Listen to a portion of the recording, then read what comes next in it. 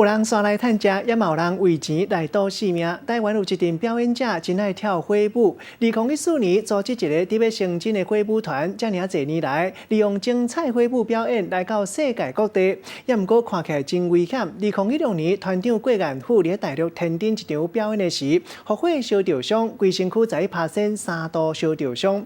厝内人嘛苦劝伊毋通搁再表演。本来伊搁想袂开，落尾因为伊的梦想，真拼死来做福建。半年了后，搁再登去伊上届康师梦想的舞台，终期尾搁会当登来表演。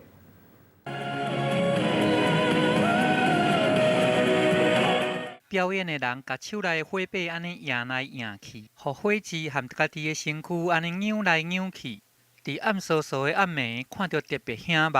无论是真流利咧射火把，也是甲火把迄个接，这高难度的动作对因来讲是考袂倒的。真侪年来，因透过出桥的火焰舞，伫世界各地表演。团长是26岁的郭彦甫，伫高中时期的萤火暗会顶悬，伊头一摆来接触火舞，就感觉真有兴趣。那个时候我们就都觉得说，我们表演火舞很帅啊，然后萤火晚会的时候，台下会有很多女生为我们疯狂尖叫这样子，然后。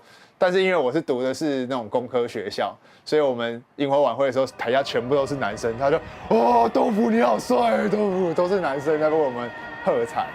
我们会把原本受伤的地方拉开，因为其实烫伤它的疤痕是会一直往内缩，然后所以我们就是要把它拉到最开。衫甲脱掉，扭空锤咧做复健。2016年。伫天津的一摆表演，因为伤过考试，风雨做无好势，表演的时去互火烧着，规分数有11%，3度烧伤，互伊失去信心。我表演的那个项目是我已经表演过100多次了，对，但是我当天连暖身都没有，然后也没有做足够的防护措施，那也没有带任何的助手来保护我，那我就。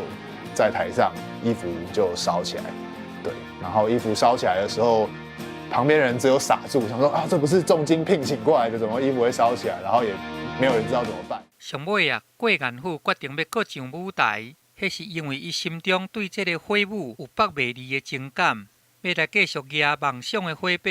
点到观众心内的愿望，郭彦甫嘛要借自身的经验，甲拄撞到人生困难坎站的人，甲讲，唔通放弃追求梦想，都要坚持落去，才会当完成理想的人生。记者综合报道。